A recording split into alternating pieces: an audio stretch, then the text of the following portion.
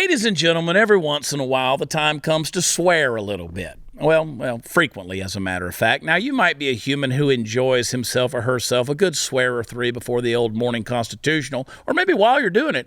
And so I come before you today with a little bit of glee in my voice and spring in my step and report the most ground-shaking news of your day.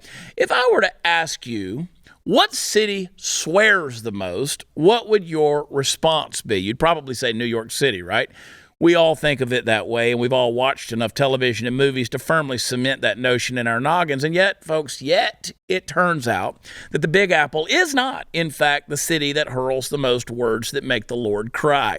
Those famously crusty New Yorkers do not, in fact, even come close to being in the top slot. That honor belongs to, drumroll, Columbus, Ohio. Columbus, Ohio. Now, New York City is all the way down at 11th place, tying Chicago and El Paso. Now, I think you know me fairly well and are aware of the austere halo of reverence that I carry about me as my burden upon this earth. I think you know the high esteem in which I hold the English language, the love I bear for its subtleties and charms, and that I would never, ever sully so beautiful a babbling brook rolling off the tongue by uttering the guttural lower forms of its makeup. Yes, ladies and gentlemen, I may occasionally eschew things like shit, piss, and son of a bitch. You will not catch me, however, lowering myself to the point of uttering filth such as asshole, damn it, or cockwagon.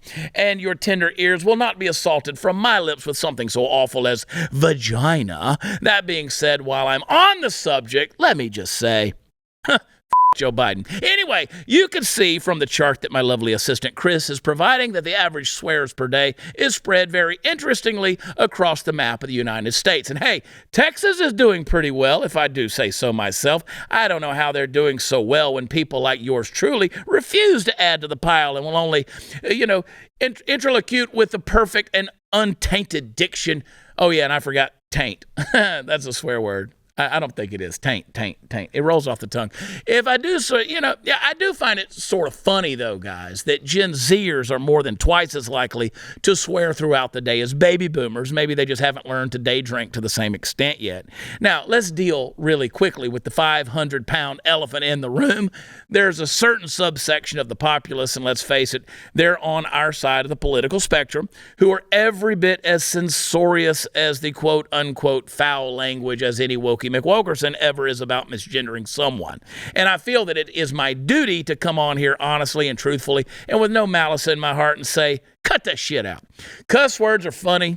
They're entertaining. They're enlightening. They're educational. They're emphatic and just flat out fun to use. I'm proud of my state for stepping up and kicking New York's ass. It's been a long time coming.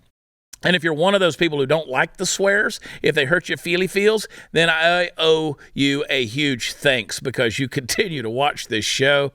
And spoiler alert, sometimes I actually do cuss on this show. You've heard me do it. So that means you must be, really, really loyal. Thank you.